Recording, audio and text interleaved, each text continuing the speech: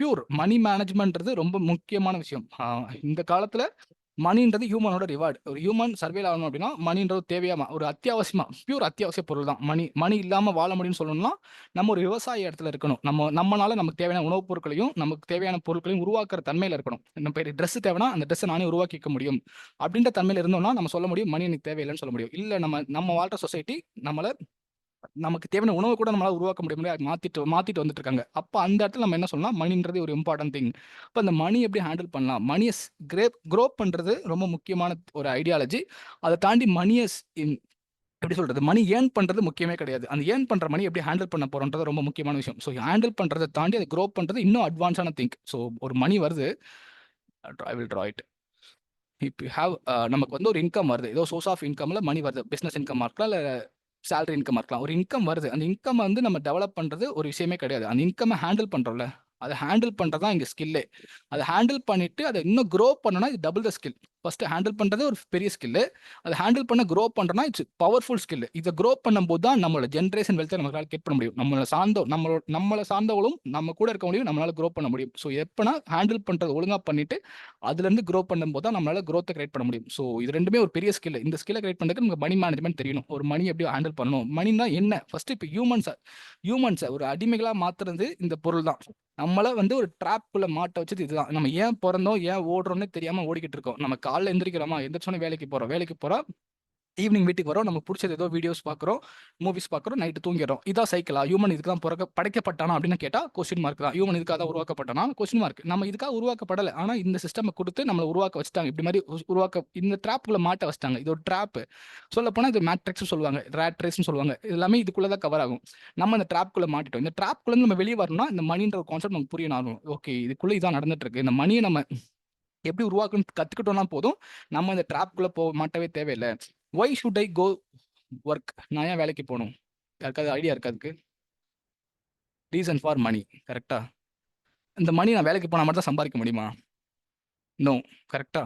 அதுவும் நோ. அப்போ எப்படிலாம் பண்ணலாம்? அதுக்கு தான் நிறைய வேஸ் இருக்கு. அந்த வேவை நம்ம உணர்ந்தா போதும், நம்ம நிறைய விஷயத்த பண்ண முடியும். இப்போ ஒர்க் போகணுன்றது ஒரு எத்திக்ஸா அந்த இந்த சொசைட்டி நம்மள திணிக்குது அப்படின்னா, அப்போ நம்ம ராங் சொசைட்டில இது வாழ்ந்துட்டு இருக்கோம். இது தப்பு. நான் இதுக்கு தான் படைக்கப்பட்டேனா? ஒரு சிங்கம் ஏன் படைக்கப்பட்டுச்சுன்னா, அது காட்டுல அது சுதந்திரமா வாழ்றதுக்கு. ஆனா சிங்கம் படைக்கப்பட்டதே அது சர்க்கஸ் பண்றதுக்கு தான் அப்படின்னா, அது தப்பு. சர்க்கஸ் பண்றதுக்கு சிங்கம் படைக்கப்படல. காட்டுல இருக்க சிங்கத்தை சர்க்கஸ் பண்ண டியூன் பண்ணியிருக்காங்க. அதோட பிரெயினை மாத்திருக்காங்க. பிரெயினா அதை சேஞ்ச் பண்ணியிருக்காங்க. அதே தான் நம்மளும். நம்ம அதுக்காக படைக்கப்படலை. நம்ம ஒரு சிந்தனை செய்ய தான் வந்திருக்கோம். இந்த உலகத்தில் நம்மளை உணர்றதுக்கு வந்திருக்கோம்.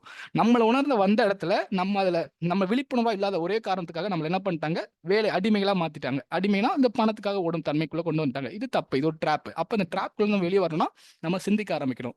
எதுலாம் உண்மை, எதுலாம் மாயை அப்படின்றது புரிய ஆரம்பிக்கணும். மாயை மீன்ஸ் இதெல்லாம் நமக்கு தேவையில்லாது. இவன் இல்லூஷன்ஸ், நிறைய கற்பனை கதையெல்லாம் இருக்குல்ல, இதெல்லாம் எதுவுமே இல்லூஷன்ஸ். அப்போ சொசைட்டி நம்ம கிட்ட சொல்றது எல்லாமே தப்பு. நிறைய விஷயம் தப்பு இருக்கு. சொசைட்டி நல்லதும் சொல்லும், கெட்டதும் சொல்லும். நம்ம அதில் எதை எடுத்துக்க போறோன்றது நம்ம கிட்ட தான் இருக்கு. ஸோ இந்த விஷயம் சிந்திக்க ஆரம்பிக்கணும். நான் ஃபியூச்சர்ல எல்லாம் சொல்றேன், என்ன பண்ணும் ஏது பண்ணுன்றத.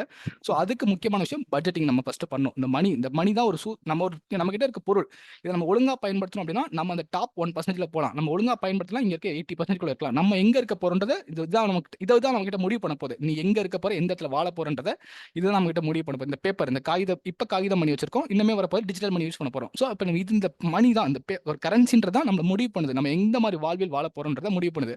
அப்ப அதை முடிவு பண்ணதுன்னா நம்மளோட வேல்யூவை அதுதான் முடிவு பண்ணுது. நம்ம கிட்ட எவ்வளவு பணம் இருக்கு, நம்ம என்ன மாதிரி வாழ்க்கை வாழ போறோம்ன்றது அதான் டிசைட் பண்ணுது. அப்ப அந்த டிசைட் பண்ற பொருளுக்கு நமக்கு ஒரு மரியாதை கொடுக்கணும். மரியாதை தாண்டி அதை நம்ம உணரணும். இது என்ன மாதிரி பொருள், இது நம்ம எப்படி உருவாக்குதுன்றதை பார்க்கணும். அப்படி பார்க்கணும்னா அதை ஃபர்ஸ்ட் புரிஞ்சுக்கணும். இதை ஃபர்ஸ்ட் எப்படி ஹேண்டில் பண்ணணும்னு தெரிஞ்சுக்கணும். அதுக்கு பட்ஜெட்டிங் ஒரு கான்செப்ட் இருக்கு. பட்ஜெட் பண்றது, சேவ் பண்ணிட்டு டெப்ட், கடன் இருந்துச்சுன்னா கடனை அப்படி ஃபர்ஸ்ட் அழிக்க பார்க்கணும். கடனை ஃபர்ஸ்ட் கம்மி பண்ண பார்க்கணும். அதிகமான டெப்ட் இருந்துச்சுன்னா டெப்டே வந்து நம்ம கிட்ட இருக்க எல்லா பொருளையும் உருவிடும்.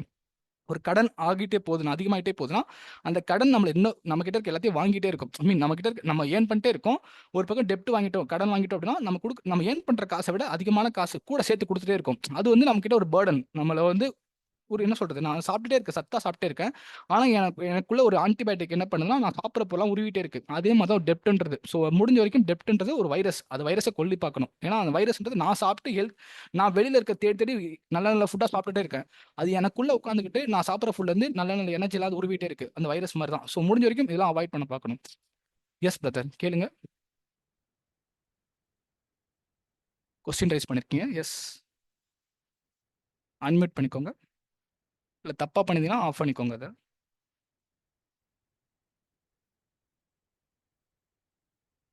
ஐ திங்க் தப்பா பண்ணியிருக்கீங்கன்னு நினைக்கிறேன். நான் ஸ்டாப் பண்ணிடுறேன்.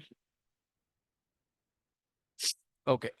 தென் டெப்ட் மேனேஜ்மெண்ட். டெப்ட் மேனேஜ்மெண்ட்றது கடனை ஹேண்டில் பண்ற விஷயம். தென் ரிட்டயர்மென்ட் மேனேஜ்மெண்ட். ரிட்டயர்மென்ட் மேனேஜ்மென்ட்றது நமக்கு வலு இருக்கும். அந்த வலு இருக்க வரைக்கும் நம்மளால ஒர்க் பண்ண முடியும். அந்த வலு நிலை முடிஞ்சதுக்கு வலு மீன்ஸ் ஸ்ட்ரென்த் உடம்பு ஸ்ட்ரென்த் இருக்க வரைக்கும் நம்மளால ஓட முடியும். அந்த ஸ்ட்ரென்த் முடிஞ்சதுக்கு அப்புறம் நமக்குன்னு ஒரு ஃபண்ட் மணியே நமக்கு மணி மேக் பண்ற திங்க நம்ம உருவாக்கணும்.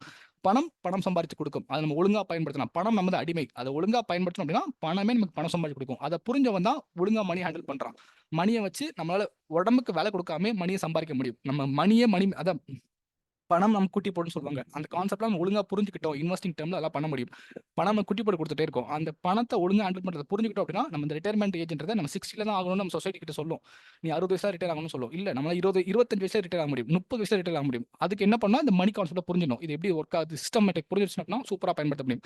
அதுக்கு ஒரு கான்செப்ட் இருக்கு மினிமலிசம். மினிமலிசம்ன்றது பணத்தை எப்படி ஹேண்டில் பண்றதை விட நம்ம வாழ்வியல் எப்படி சரி பண்ணணும். நம்ம வாழ்க்கையில நமக்கு என்ன தேவை, என்ன தேவையில்லைன்னு புரிஞ்சுட்டாலே போதும். இது எல்லாருக்குமே சப்போர்ட் ஆகாது. சம் பெர்சனுக்கு நீங்க நீங்க ஒரு பெரிய பேட்டர்னை உங்க மைண்ட்ல கொடுத்துருப்பீங்க. உங்க சப்கான்சியஸ் பேட்டர்ன்ல I mean everything is under our subconscious mind. நம்ம காலைல எந்திரிச்ச உடனே பிரஷ் பண்றோம். ஏன் பண்றோம்னா சப்கான்சியஸ்ல ஒரு டியூன் ஆயிருக்கு. நம்ம சப்கான்சியஸ் மைண்ட்குள்ள அது ஒரு ஃபார்மேஷனா இருக்கு. சப்கான்சியஸ்ன்றது ஒரு ரொட்டீன். அந்த ரொட்டீனா ஃபார்ம் ஆச்சுன்னா சப்கான்ஷியஸ்ல வந்துரும் அந்த விஷயங்கள். இந்த மினிமலிசம் பயன்படுத்துறதுக்கு முன்னாடி நீங்க ஒரு சப்கான்ஷியஸ் பேட்டர்ன உருவாக்கி இருப்பீங்க. அத நீங்க மாத்தணும் அப்படின்னா உள்ள இன்னர் செல்ஃப்ல தான் போய் மாத்தணும். நான் வந்து இவ்வளவு நாள் தப்பா செலவு பண்ணியிருக்கேன். நான் ஒழுங்கா செலவு பண்ண ஆரம்பிக்கணும்னு முடிவு பண்ணீங்கன்னா கண்டிப்பா மாத்த முடியும். இது ஒரு கான்செப்ட்.